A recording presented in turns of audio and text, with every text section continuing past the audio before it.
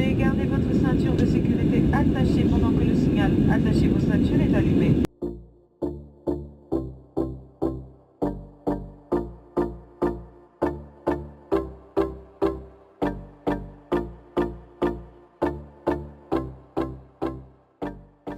Hey everyone, it's your girl Jules, and today I'm going to share with you tips to stay healthy while you're traveling.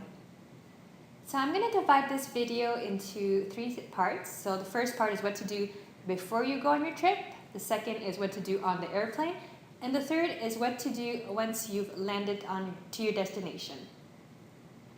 So I promise I'm going to try to make this video as short as possible because I know I tend to ramble, but let's see if I can do this in 10 minutes. All right, so the first section of this video is what to do before you go on your trip.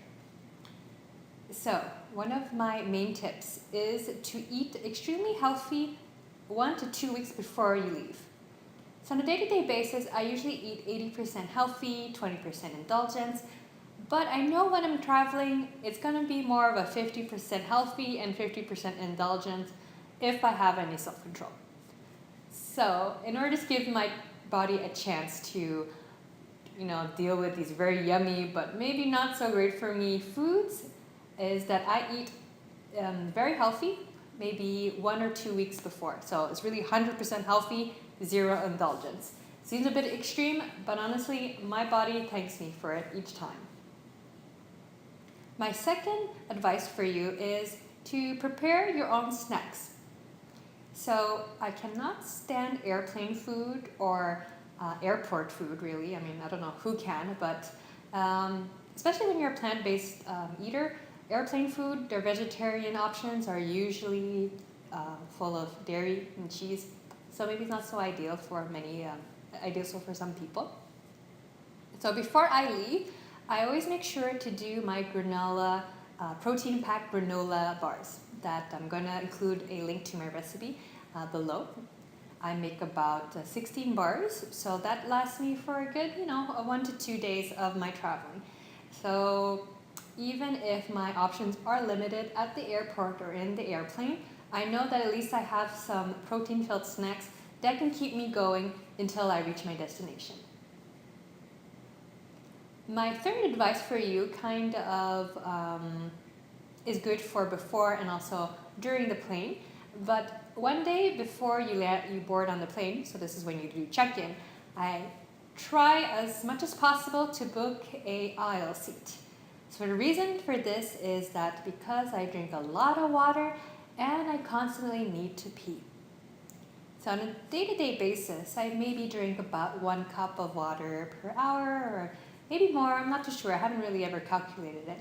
But in the airplane, because the air is so dry, you have to make sure you drink even more, maybe like twice as much as you usually do, if you want to stay hydrated.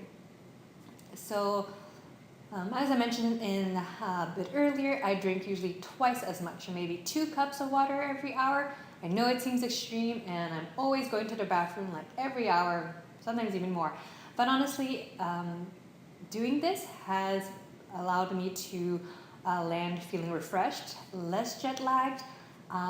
Skin looks nicer because, when your skin is nice and hydrated, you look nice and fresh, which is kind of superficial, but hey, it's a perk.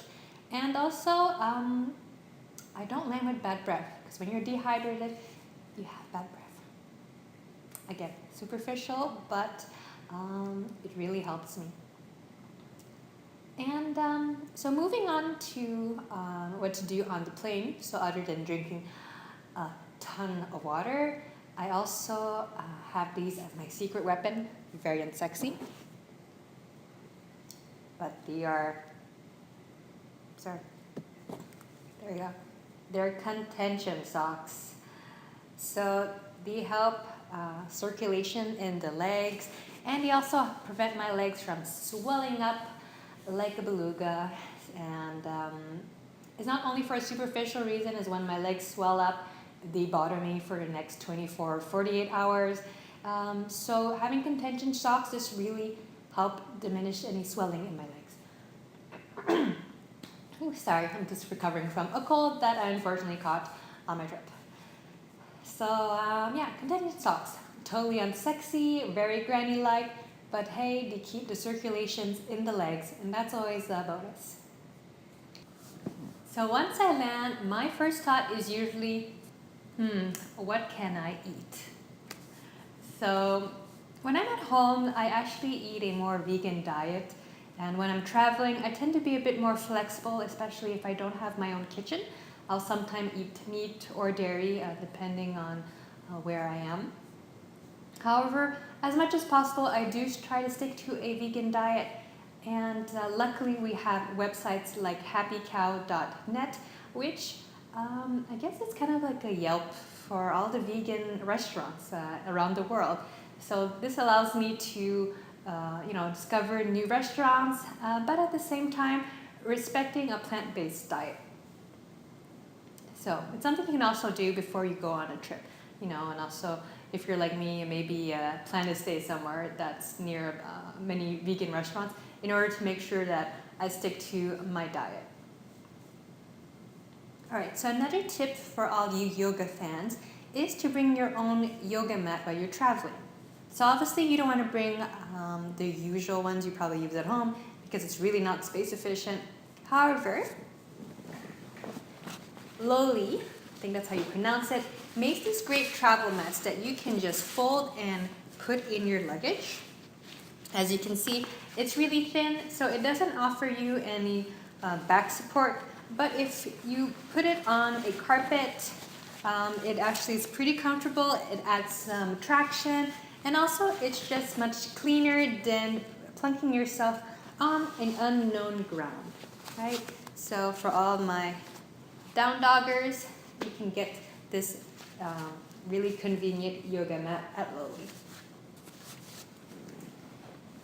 So another obvious tip is to drink a lot of water, as I mentioned to you on the plane, but it's still important to do while you're traveling, especially if there's different time zone. I just feel that drinking a lot of water, it helps me prevent any jet lag. I just wish that somebody would make an app to show all the public toilets around the world, because my drinking habit makes me pee often. It's life. So another tip, which is nothing groundbreaking, but it's something that's worth repeating, is to stay physically active while you're traveling. So I know it's so tempting to just sit down at a cafe, people watch while eating a croissant, but you just gotta keep on thinking about your body when you're traveling. So either by walking, because it's an amazing way to explore a city, or go on a hike if ever you are visiting the countryside, or surfing. The choices, the possibilities are endless, but just keep on being active. I know it's your vacation, you might want to be a couch potato, but just get out there. Finally, my last tip is to meditate while you're on vacation. So you might think that, I'm already zen, I'm on vacation, why would I need to take a time out? Well, traveling can be pretty stressful, especially when you're, outside of your comfort zone, traveling an unknown city, getting lost, or maybe arguing with your, hubby on what to do next or what restaurant to go to. And it is really easy to lose your shit while you're on vacation. Or maybe that's just my case. I'm a highly sensitive person, I guess, and when there's too much traffic, too much noise, too much people, I need to take some time out just to reset myself in order to enjoy the new city again. Alright guys, so those were my tricks to stay healthy while traveling. I do admit I had some difficulty following my own advice, because sometimes you just gotta eat that damn gelato. Alright guys, so thank you so much for listening, and I'll see you soon. Bye.